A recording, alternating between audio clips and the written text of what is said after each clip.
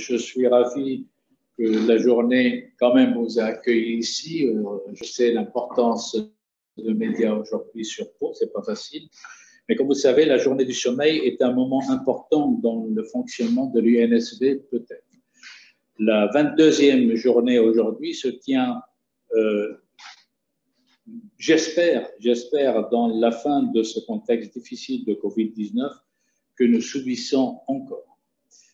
L'équipe de l'INSV a tenu pour la deuxième fois cette année à mettre en œuvre cette journée dans un cadre hybride, présentiel et virtuel, ce qui représente, comme vous voyez, un véritable défi pour lequel je tiens ici à remercier le bureau, les salariés et particulièrement mon ami le président Marc Rey, qui est pour tous ces efforts qu'elle a fait au sein de l'Institut du Sommeil dans l'action est saluée chaque année et très appréciée par la DGS et cette année par le jury de World Sleep Society, la Société mondiale du sommeil, qui a accordé dimanche dernier, il y a quelques jours, le 11 mars dernier, un prix à l'INSV que nous a été remis à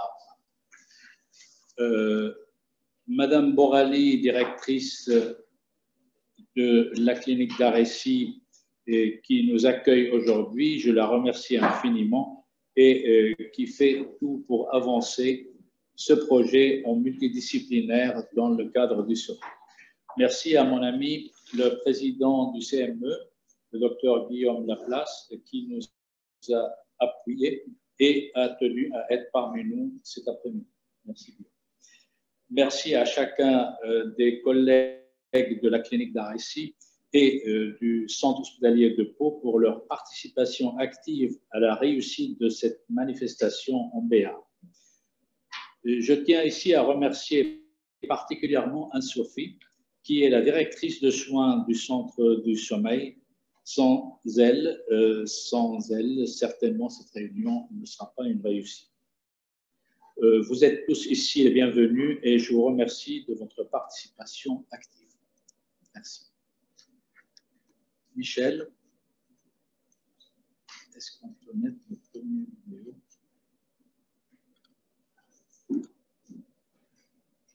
Voilà. C'est une petite présentation de notre centre du sommeil. Vous allez voir, c'est grâce à l'effort surtout de Nathalie et Anne-Sophie. C'est pas mal, c'est 1 minute et demie, on n'est pas artistiquement qualifié, mais je pense que c'est pas mal, on a tenté de faire. On est une petite équipe familiale, hein? On n'est pas très professionnel, mais bon, ça vaut le coup quand même.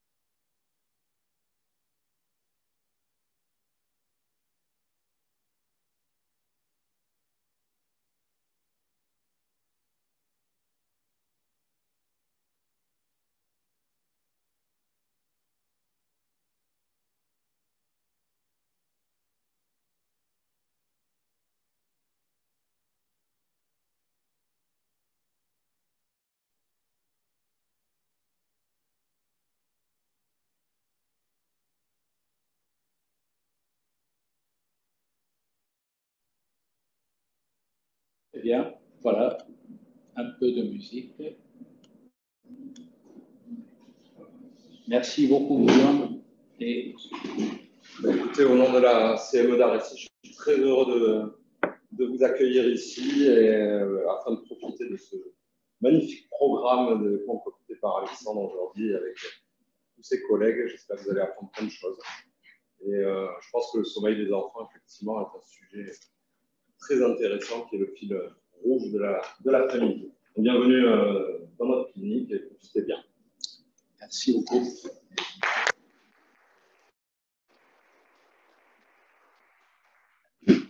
Alors, je ne sais pas si suffisamment annoncé dans le programme, cette année, comme vous avez pu comprendre, l'Institut du sommeil est intéressé particulièrement au sommeil de l'enfant. Et on a essayé de voir déjà s'il y a une intrication entre le sommeil de l'enfant et ses parents, et quelle est cette interaction, jusqu'à quel niveau. Et la deuxième, c'est savoir, dans la tranche d'âge des enfants, est-ce qu'il y a des variations? Et la réponse est oui. Je vais essayer de vous faire un peu la synthèse. Je ne peux pas vous présenter la totalité du travail, ça représente une centaine de diaporamas, donc on a fait la synthèse sur une dizaine, ce qui vous permettra un peu de digérer. Ne vous inquiétez pas, il y a beaucoup de chiffres, mais ne vous inquiétez pas, à la fin, l'Institut du sommeil, grâce à Annabelle, on a fait un montage d'un petit vidéo de 1 minute et demie aussi, comme ce que vous avez fait en vidéo tout à l'heure avec Amine, et qui fera la synthèse. Donc, Michel va aller sur notre pochette. Là.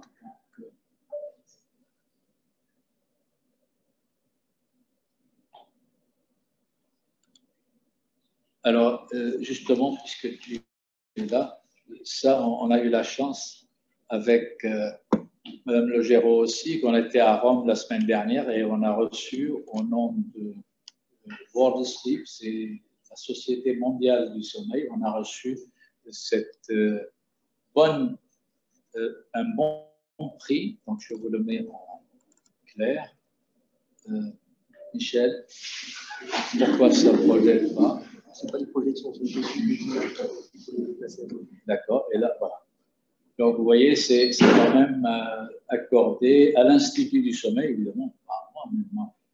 J'étais là-bas, donc je fais partie de bureau, donc je l'ai reçu et ça nous a fait énormément de plaisir. Alors, j'aborde donc la question de l'enquête. Ça va être très bref.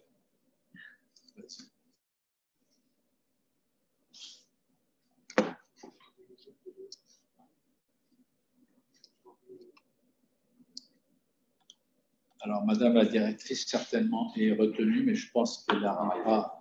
Il est prévu qu'elle arrive. Guillaume me rassure. Elle tient chaque année, ça fait des années qu'elle tient à le faire. Alors, voilà. Donc, si vous voulez, cette enquête était faite tout à fait professionnellement par Opinionway, qui est une société très importante dans le milieu de statistique. Et très bien, donc je vais m'arrêter là à l'arrivée de Madame Borali qui va nous dire 2 petits mots avant de se lancer dans le diaporama. Michel.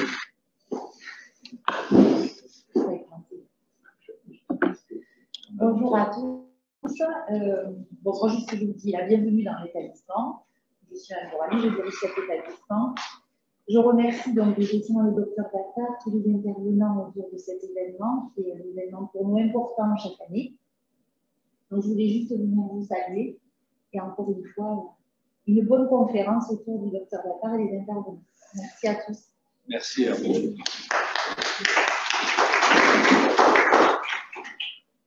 Bien, alors, donc, je continue.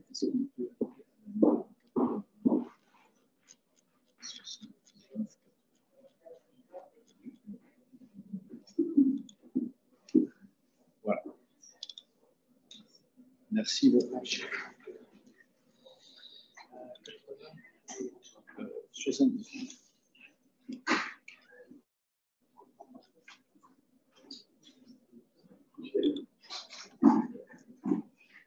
Voilà, donc on va aller à la synthèse qui, le suivant, fait comme ça. Vous voyez, je vais, parce que j'ai la flèche. Alors, comme vous voyez ici, on a ici les. Donc, ça c'est la suivante, Michel. Il faut qu'on retourne un en arrière. Voilà.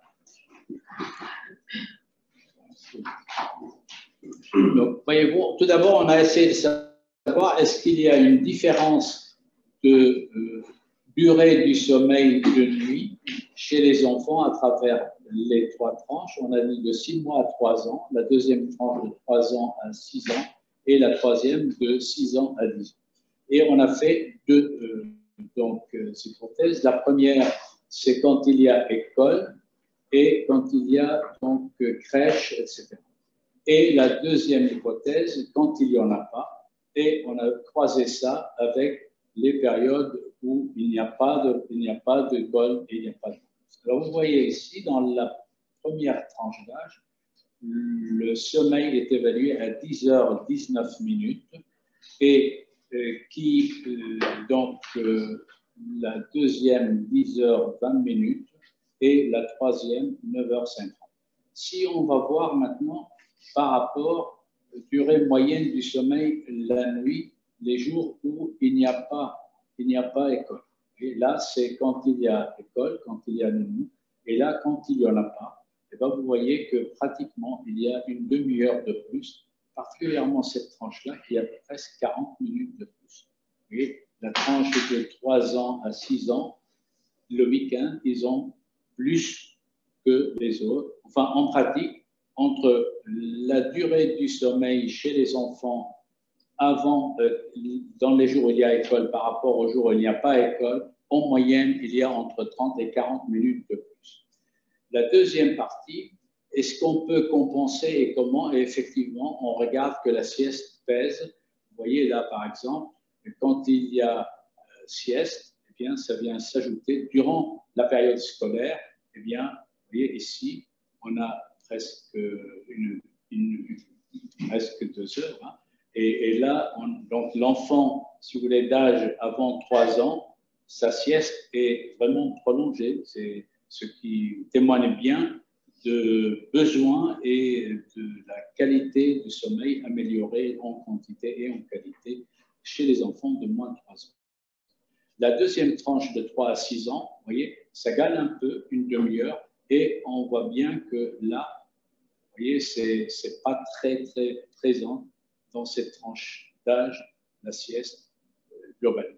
Maintenant, si on regarde par rapport jour d'école, jour non-école, voilà, vous voyez que là, pratiquement, le besoin du sommeil arrive à 13 heures pratiquement chez l'enfant de moins de 3 ans. On est à 11h30 pour les 3 à 6 ans et on est à presque 11h moins le quart, 11h pour les gens qui ont 6 ans. Donc, on voit bien que la sieste trouve sa place, si vous voulez, particulièrement chez les enfants. Et quand on regarde tout à l'heure, vous allez voir qu'à l'école, en grande majorité, les enfants ne sont pas du tout, ne bénéficient pas de sieste parce qu'à l'école, on considère qu'après 4 ans, on n'a pas besoin, alors que vous voyez bien que c'est pas mal quand même de continuer à faire de la sieste. On a même posé la question aux parents, est-ce que vous estimez que le besoin de sieste est utile? Eh bien, pratiquement 65% des 2/3 des parents disent oui. Mais quand on leur demande, OK, qu'est-ce que vous en pensez si on glisse l'heure pour que l'enfant, au lieu d'aller à l'école à 8h ou à 9h, on va l'amener un peu plus tard? Eh bien, c'est curieux. La majorité des parents ne sont pas favorables au glissement des horaires, certainement pour des contraintes de travail, j'imagine. Eh bien, je pense qu'il faut rouler ça. Alors, je suis à là. Est-ce que c'est bon? Voilà. Deuxièmement, on a voulu savoir les expositions aux écrans. Est-ce que ça joue un rôle?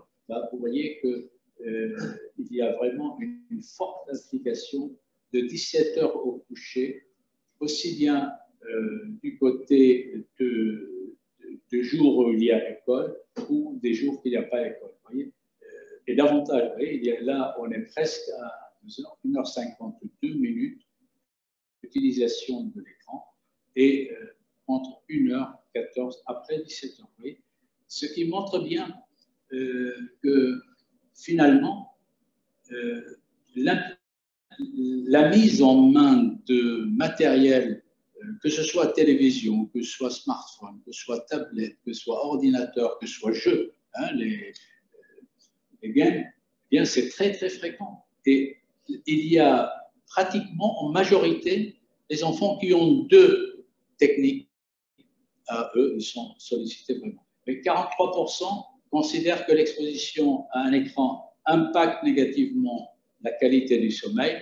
Il faut savoir aussi qu'il y a presque pareil des parents qui disent bah, non, ça ne fait ni chaud ni froid. Et puis finalement, vous voyez, 11% des parents considèrent que finalement l'utilisation de multimédia est très, très négative. Ce qui a impliqué la société de pédiatrie à conseiller vraiment à ne pas mettre entre les mains des enfants de bas âge le matériel de cette technologie. Alors, au final, une qualité du sommeil enfant jugée plutôt bonne par les enfants, parce que quand on a demandé aux familles, c'est-à-dire à l'enquête, ça couvrait quand même plus que 1000 familles, entre enfants et parents, 1000 familles qui étaient randomisées. Et donc, vous voyez bien, il y a une majorité des parents qui estiment qu'à jusqu'à 7,8, c'est presque 80% des parents estiment que la qualité de sommeil de l'enfant est bonne. Et quand on va voir en détail, vous voyez que les enfants qui ont moins de 3 ans, eh bien, de moins bonne qualité du sommeil. Les troubles également sont, la présence de troubles du sommeil impacte fortement la qualité du sommeil. Un tiers de parents considèrent qu'effectivement c'est le cas.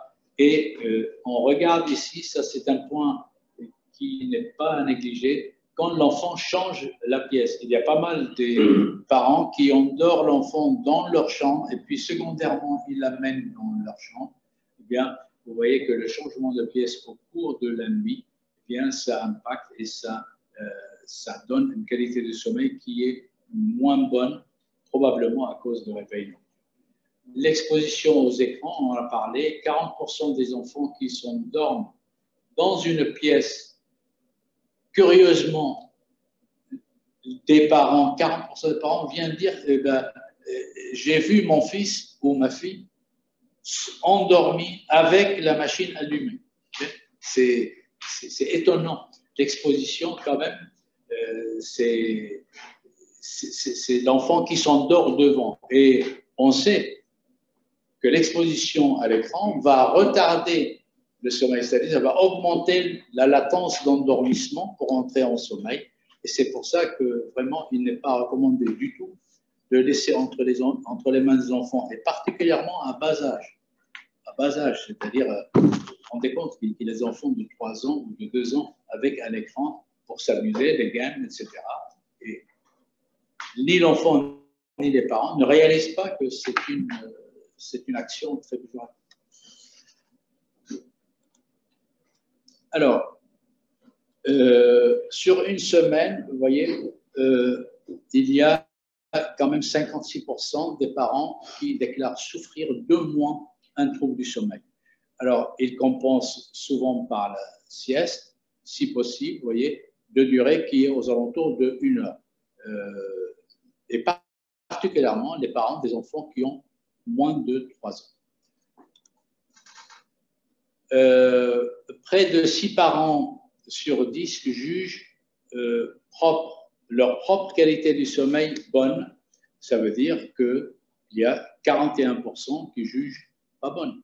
Et quand on regarde pourquoi c'est le cas, eh bien, la qualité en fait de sommeil de l'enfant influence leur qualité du sommeil. Vous voyez, 19% des parents considèrent, je fais avec, lorsque l'enfant a une qualité de sommeil évaluée de 0 à 4 sur 10, c'est-à-dire médiocre, eh bien, quand l'enfant dort mal, eh bien 19% des parents considèrent leur sommeil comme bon, leur qualité de sommeil, alors que 59% d'eux jugent moyenne ou mauvaise. Donc, il n'y a que 19% qui considèrent que malgré l'altération de la qualité du sommeil de l'enfant, leur sommeil est bon, alors que sur la totalité de la série, ils sont quand même à 41%.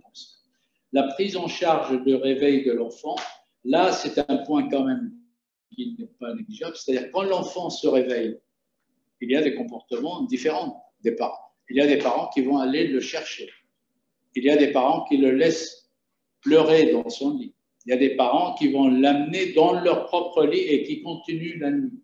Eh bien, dans ce cadre-là, vous voyez que finalement, le mieux, c'est attendre un peu, c'est-à-dire laisser l'enfant le rassurer, le calmer, etc. Mais dans son propre lit, le fait de le lever et l'amener ailleurs, ça va créer un réveil et ça va être difficile de revenir.